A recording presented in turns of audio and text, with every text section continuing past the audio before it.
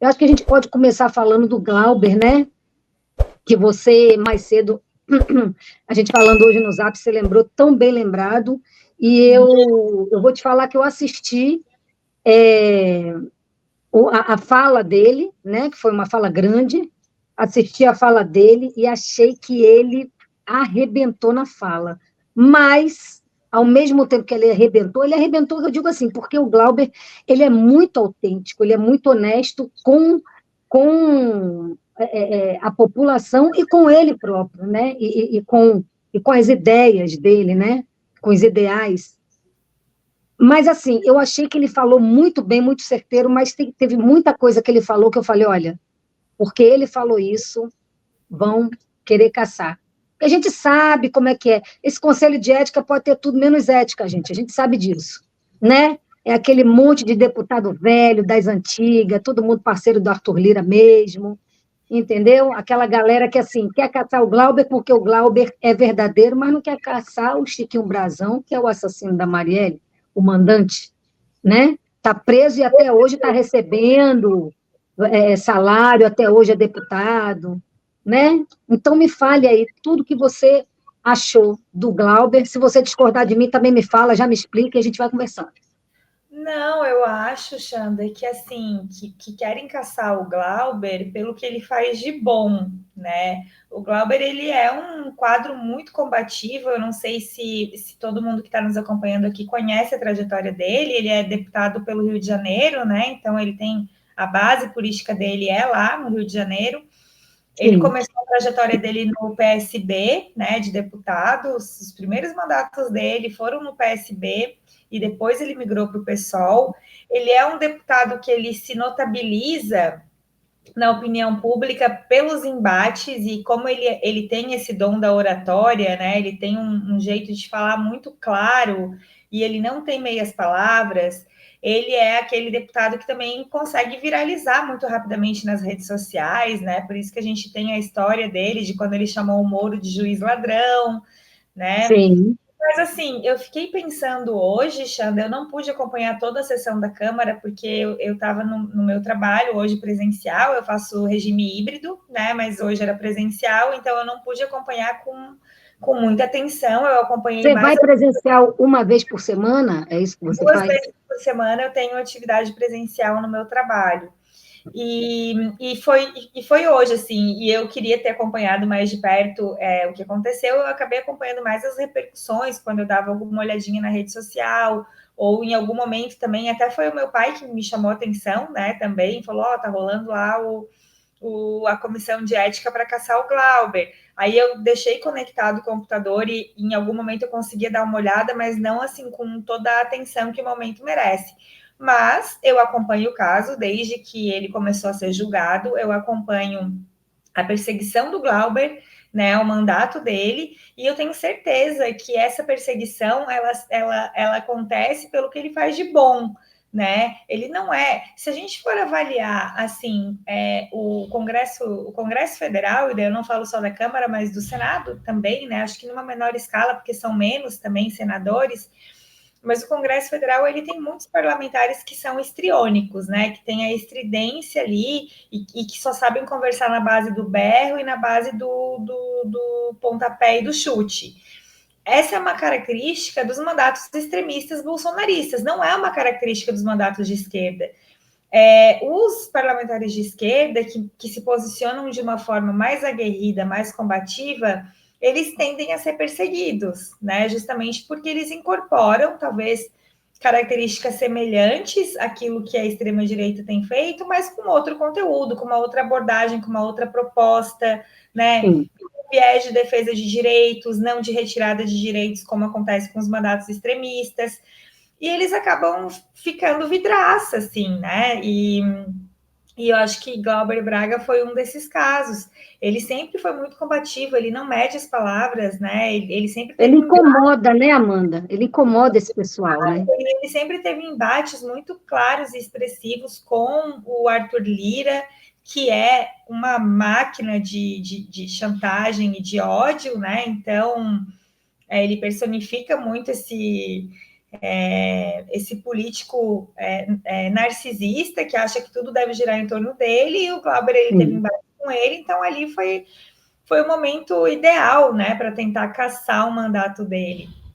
Então, esse relator aí que pede a cassação, o relator do processo que pede a cassação do Glauber, ter votado contra a cassação de Chiquinho Brazão, não me espanta nem um pouco, né? Eu acho que o campo político no qual esse deputado está é muito claro, né? Ele é uma pessoa certamente avessa a valores democráticos, a valores humanistas, né? Está ali talvez por uma defesa corporativa dos deputados e do parlamento, não por uma defesa dos cidadãos.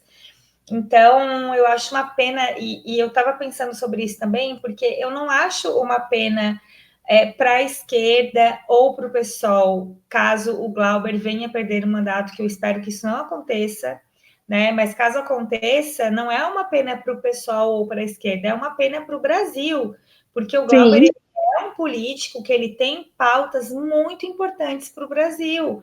O que ele defende, o que ele expressa, o fato dele ser uma pessoa destemida para lutar pelo que ele acredita, isso é um valor, assim, é um valor inestimável para alguém exercer a política. E tem gente lá que não tem, né, que não chega nem perto desses valores.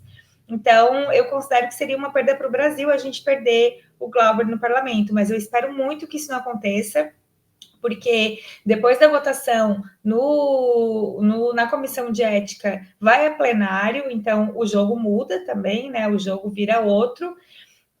Eu acho que existe uma tendência de isolamento ali por parte do Glauber e dos deputados que integram a corrente do PSOL, porque eles são deputados que eles estão sempre defendendo aquilo que eles acreditam, que é o que se espera que um deputado faça também, né? Mas isso já às vezes uma certa tendência ao isolamento. Eles não são deputados que estão dispostos a conciliar com qualquer proposta, né? A entrar em qualquer fila para beijar a mão, né? Eles não têm esse perfil.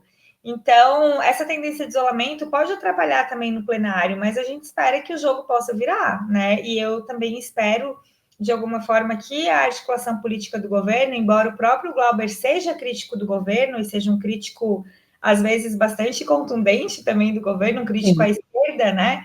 Mas eu espero que o governo também trabalhe pelo mandato do Glauber, sabe? Pelo que ele representa mesmo para o país, né? Não só para a esquerda.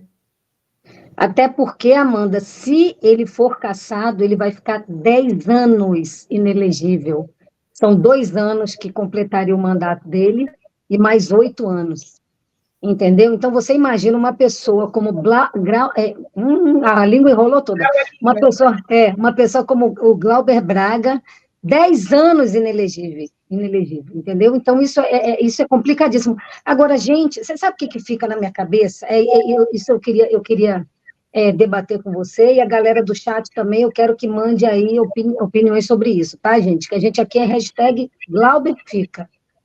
Porque eu estou pensando o seguinte, a gente chega no cúmulo do absurdo, porque é um absurdo, porque quando a gente fala de cassação do Glauber para um conselho de ética que não cassou o Chiquinho Brazão, gente, assim, isso não é uma coisa à toa de se falar, nós estamos falando de uma coisa muito grave, muito séria. Como é que a gente tem, dentro do parlamento, um conselho de ética, eu vou botar aqui muitas aspas nesse ética, como é que a gente tem um conselho de ética que quer caçar um deputado de esquerda combativo, porque colocou um meliante, porque essa galera do MBL é meliante mesmo, entendeu? Colocou um meliante de lá para fora, entendeu? Mas não caça...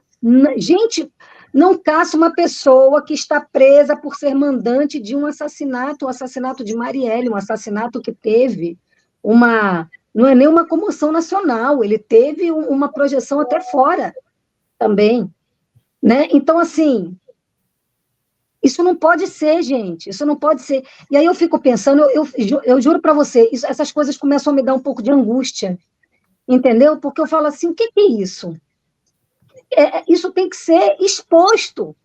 Isso não pode ficar só lá dentro da Câmara, ou então só a gente debatendo aqui nos canais de esquerda. Isso tem que ser exposto para o país tem que saber disso, gente, porque a gente não está falando que eles querem caçar o Glauber e deixar de caçar um outro porque, sei lá, cometeu alguma coisa pequena, entendeu? Nós estamos falando de um mandante de um assassinato. Esse mandante de assassinato, ele está preso, mas ele continua deputado.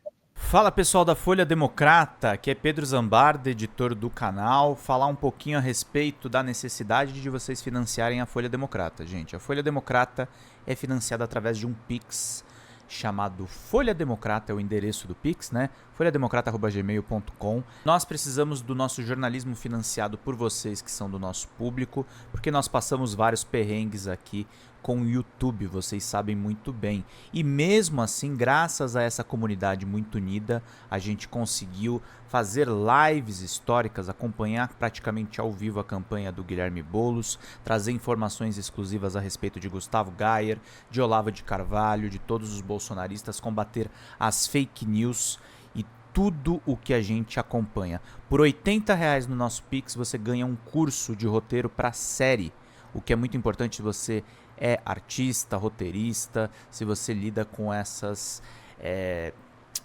práticas da economia criativa. Outra forma de você colaborar também é se tornando membro aqui do nosso canal. Isso é muito importante para você fazer as suas atividades por aqui, porque você tem acesso a vídeos exclusivos e nós temos um curso de jornalismo básico para você poder acompanhar a partir de R$5, que é ministrado por mim. A gente tem aí quase uma dezena de aulas e muito conteúdo para você poder acompanhar. Meus caros, minhas caras, financiem o jornalismo independente, financiem o jornalismo que se posiciona à esquerda, financiem o jornalismo na internet, que traz informações confiáveis, checadas, que cruza informações e que trata você, que é o nosso público, de uma maneira muito séria. Vida longa e próspera, gente. Cuidem dos seus. Até mais. Tchau, tchau.